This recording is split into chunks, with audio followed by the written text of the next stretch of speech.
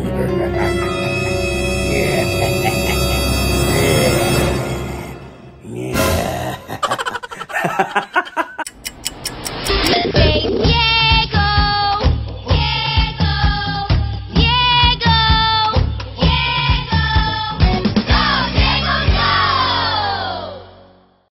what's up, boards? Kamusta? Isa na namang napakagandang feel-good na araw sa inyong lahat at welcome na naman sa ating panibagong vlog venture. At syempre, Diego Bandido pa rin po kasama ninyo dito sa ating panibagong vlog venture. Ngayon, mag-unbox tayo ng ating bagong biking helmet. Let's check this out! At eto na nga, boards, ang ating bagong helmet. Live wide open. Ayan. Ito yung bell. O, diba? Bell.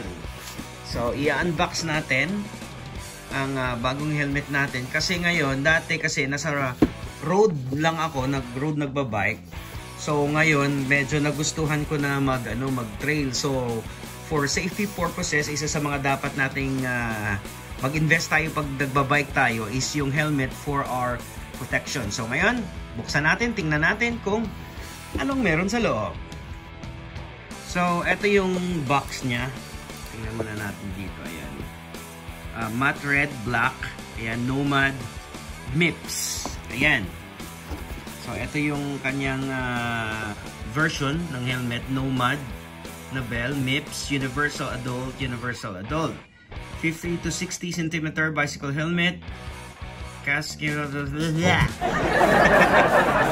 so tingnan natin yung sa loob. So maganda yung packaging niya. Box, okay. So ayan, naka-plastic pa. Open natin ang ating bagong helmet na pang trail. Okay. So ayan, kung makikita po natin yung pagka-red niya po, syempre Love Radio color is matte red with black. So, ang ganda niya. Ayan. Tapos, yung material niya, alam mo talaga na medyo matibay kasi hard plastic siya. Ayan, ito yung adjuster niya kung gaano kalaki yung ulo mo, kung malaki na yung ulo mo, kasya pa rin din siya. So, parang universal ang size eh. So, ito yung very interesting sa helmet na to. Kasi, di ba, nakalagay siya, may nakalagay na MIPS. Alam nyo bang ibig sabihin ng MIPS? Ayan. Hindi po yan yung kinakain na chocolate.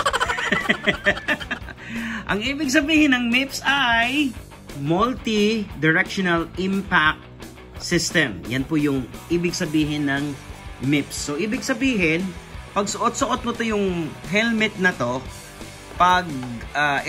itong technology kasi na to, pinag-aralan talaga siya ng mga creator ng MIPS. Na isang brain neurocheme. So, ito daw yung MIPS na to na nila ginawa para nang sa ganon, pag nag-crash ka man na may helmet ka, hindi masyado magkaroon ng matinding concussion yung epekto nito sa rider. So, titingnan natin yung technology sa loob. Ayan siya. So, parang meron siyang ito yung MIPS na pag umimpact, so, ang sinasabi is, gagalaw siya. So, parang tulong na gagalaw. Susunod yung leeg mo, yung ulo mo, hindi siya masobrahan sa bagok. Kumbaga, malilesen yung possible injury. Yun yung purpose nitong MIPS na to. Though, etong Nomad na to, may version din naman siya na non-MIPS. So, ang kinuha ko is yung MIPS na. Siyempre, kaya nga tayo nag-invest dito sa helmet na to, para nang sa gayon, di ba, meron tayong protection. So, konti lang naman ang diferensya. Nabili ko to ng 3,560. Itong MIPS na, yung non-MIPS na sa 2,800 something. So, yun po yung difference niya. And speaking of MIPS, ito nga, ito ang ibig sabihin ng MIPS, ayan, comprehensive protection.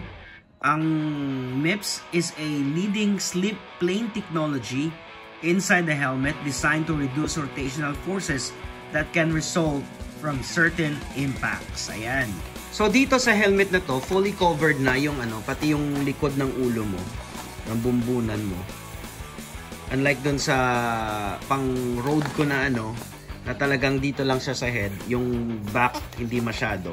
Kasi nagtitrail na nga ako ngayon, light trail. So, kailangan ko ng ganitong klaseng protection. So, yan. So, if ever, soon, pag nag-vlog na tayo, pag okay na yung skills na sa trail, pwede ko nang salpakan dito ng ng mount for action camera para ma-document ko yung takbo ko. Actually, para ma-document ko yung semplang ko. Ayan. So, ano pang kasama sa box? Okay. Hindi po sila kasama sa box. Si Happy, yan yung nanay, tsaka si Lily. Si Lily namin na dog, may OCD yan eh. Ayan. So, kung sa mga may pagka-abnormal. So, parang baby namin yan. Ayan. So, eto may kasamang sticker and manual niya dito sa napakagandang box. Box pa lang, solid na, ano. Ayan, oy, nagagalit, pinagalitan. Okay, so eto ang ating napakagandang helmet. Try nga natin suotin. So, eto na siya, boards. Ayan, yung ating helmet. Maganda ang fitting sa akin. Mapaprotektahan yung ulo ko. At saka ang ganda ng kulay niya, trip na trip ko.